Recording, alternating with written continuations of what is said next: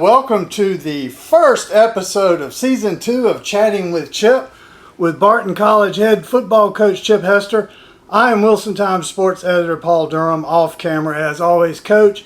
And man, I can't believe we're right back here in your office for Season 2 after all last year.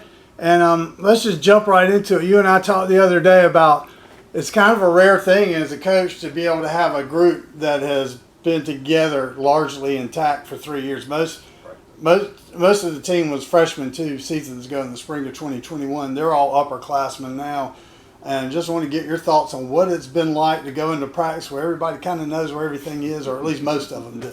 How's it been for you guys so far? It is. You're right. It's relieving to have guys that kind of know how you operate. And so for the first time, we've got guys that kind of know how things go at practice and what kind of pace you're supposed to have, and we can go back and say, do you remember what we did last year or 2 years ago now? And so we've got guys that are not complete rookies, and so they know kind of what to expect and what the expectations are, and now they're able to bring along those younger guys. So talking with some of our coaches, I think we've had a very good preseason training camp.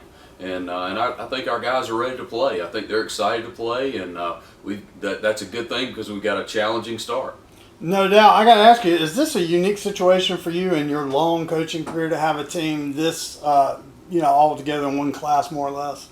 Oh, absolutely. It's very unique, and I think unless there's another pandemic, hopefully there's not that, but it might not ever happen again exactly like this. So we've got a bunch of guys, and if you go through our roster, most of those guys are redshirt sophomores. Right. But this is their 4th year Right. because all of them redshirted that first year, and then they got a COVID redshirt year. So we've got a bunch of guys this is their 4th year at Barton, and so that's a pretty unique deal. I'm sure we'll have some guys graduate and move on, but we've got a lot of guys that still have some eligibility remaining. So it's an interesting time. With all the new transfer portals and all the different types of things, how you manage your roster is very different than it was even 2 or 3 years ago.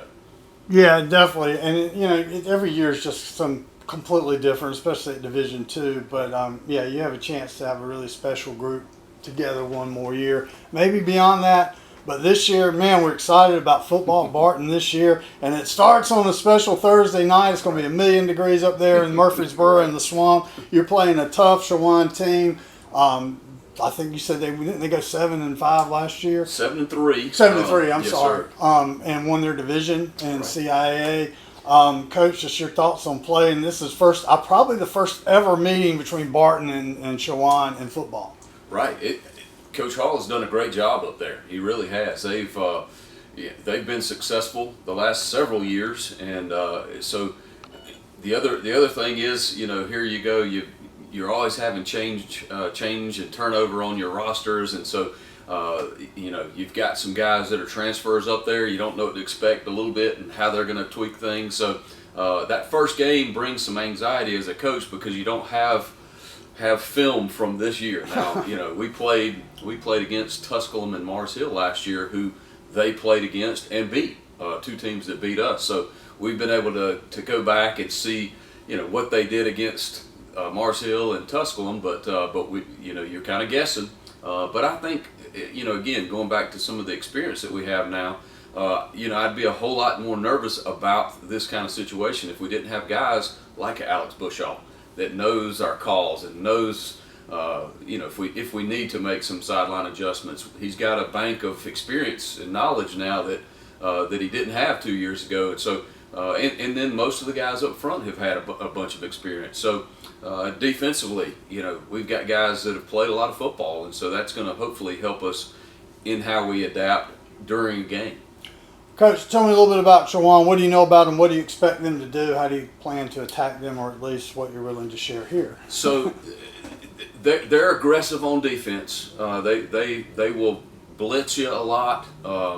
And give you a lot of looks up front, which is, in our preparation, we've tried to give them a ton of looks and even some things that they could do that they haven't shown, so that we're kind of almost ready for anything. Defensively, we've got a challenge. They had a really good quarterback last year. Now they will have a new one this year, and but what they were really good at is misdirection, some different, unique or creative type run plays that I thought they did a really nice job with, and they had guys at the wide receiver spot that have talent. They have speed, and they were able to get them free deep against some guys in our league. So I think all the way around, it's going to be a challenge, and I think that's what in college football a lot of times those first couple of games are. You watch some of these Power 5 teams. They end up playing some FCS teams and some things like that. But that is far from how we're starting.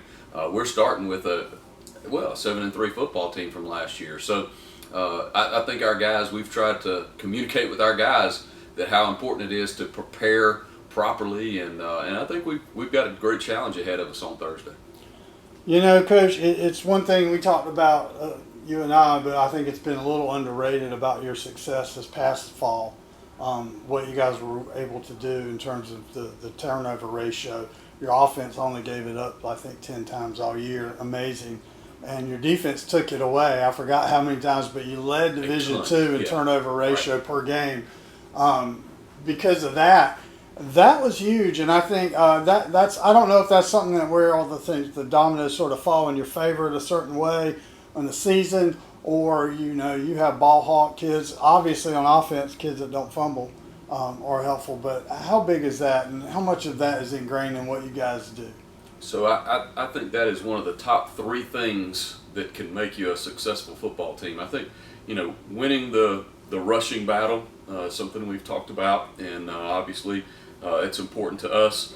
Number 2 is special teams, but probably the most important one is turnover margin. And it's the great thing about it is it's such a team stat, because if you're turning it over a bunch on offense, it doesn't matter if you're creating a bunch, and vice versa. So I think our defensive coaches, Coach Burnett and Coach Morris and Coach Brown, do a great job of really focusing on that and talking about it through practice. And they're trying to rip the ball out of our ball carriers in practice all the time. And so in turn, that helps train our guys to really hang on to it. And it's something that we talk about, and we try to put our guys in situations where they do understand that we've got to value that football. It's a huge difference in winning and losing. Oh, I think there were some games we can get for sure. Absolutely. Directly attributed to a key turnover at the right time. Absolutely. Coach, you asked this question a lot, but I mean, for sort of build upon what we were saying with experience and everybody back, how ready are you guys for this football game Tuesday or Thursday night?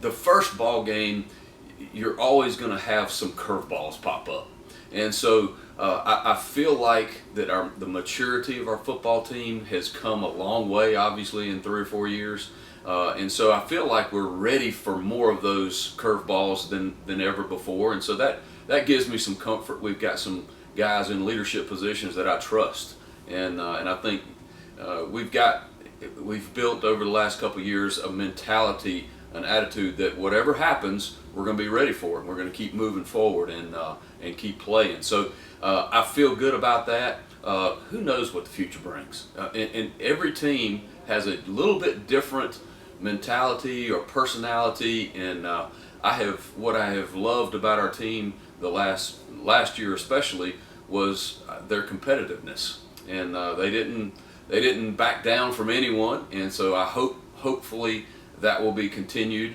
I hope that we still are humble, because I don't think, as much as we're proud of the record last year, it could have gone either way. We could have won some more, we could have lost some more, and so I don't think we've arrived. And so hopefully it's something that I tell our guys on a daily basis is, every time when we get together, I said, man, it's a great day to get better. So we've got to find ways to continually try to get better, and if we'll do that, we've got some talent, and so I think that gives us the potential to have a really good season.